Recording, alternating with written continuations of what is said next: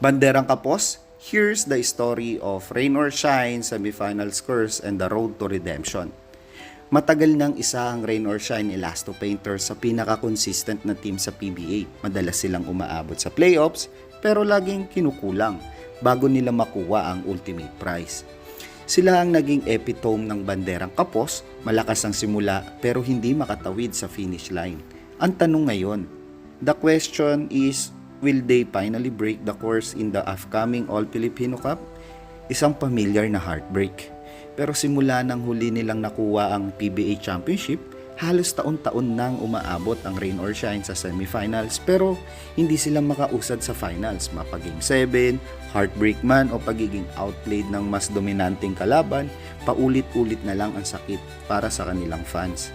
Kahit pa loaded ang kanilang lineup at may experience ang coaching staff, laging may sumasablay na sa mga crucial moments, di ba? The redemption from back-to-back semifinals exit is yung natalo ang Rain or Shine sa Tropang Giga sa dalawang sunod na semifinals appearance noong Governors Cup 2024, Commissioners Cup 2025, na sa tingin ko this coming season na itong Rain or Shine na they will be eager to push further and finally reach the finals. The key player to watch for me is sa panibagong season, determinado ang Elasto Painters na iwaksi ang Banderang Kapos stigma na nananatili sina Bo Belga, Gabe Norwood bilang pundasyon ng kuponan, habang ang mga batang between tulad nila Andre Karakot, Gian Mamuyak and Adrian Nocum ay sabik na patunayan ang kanilang halaga. Dahil yung kanilang tagumpay ay nakadepende sa kung paano nila maisasakatuparan ang tamang execution sa crucial moments. Isang bagay na naging kahinaan nila noon. For me, what needs to change for ROS? Yung number 1 is the closing out games. Isa sa pinakamalaking dahilan ng pagkatalo nila ay ang hindi nila pagsasara ng laro ng maayos. Minsan nagkakaroon ng lapses sa depensa o kaya naman nawawalan ng diskarte sa opensa. Na ito yung kailangan nilang matutunan na mag-execute sa huling minuto ng crucial games.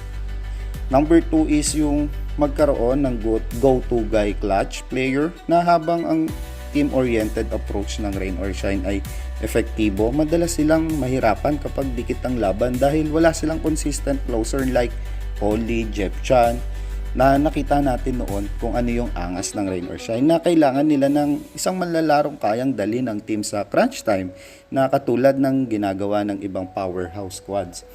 Ngayon naman, para sa akin, naiintindihan ko na itong Rain or Shine is puro young gun na soon makikita natin kung sino yung magiging go-to guy player nila. Number 3 is the defensive consistency. Oo, nakakasilaw ang high energy defense ng Rain or Shine. Pero minsan hindi nila natatapos ng buo ang serye dahil nawawala ang intensity.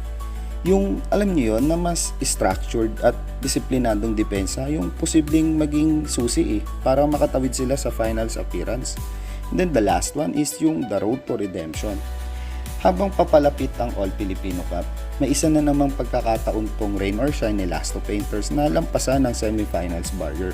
Ang kanilang pre-season preparation, early season performance, yun yung mga magiging indicator kung kaya na ba nilang dalhin ito hanggang dulo, na umaasa man ng kanilang fans, nananatili ang malaking hamon. Dahil yung ang tanong ko dito is yung matatanggal na ba nila ang Banderang Kapos tag at makabalik sa PBA Finals? Sa tingin nyo ba mga idol, ano pa yung mga nakita nyo na dapat maayos sa Rain or Shine? Please comment down.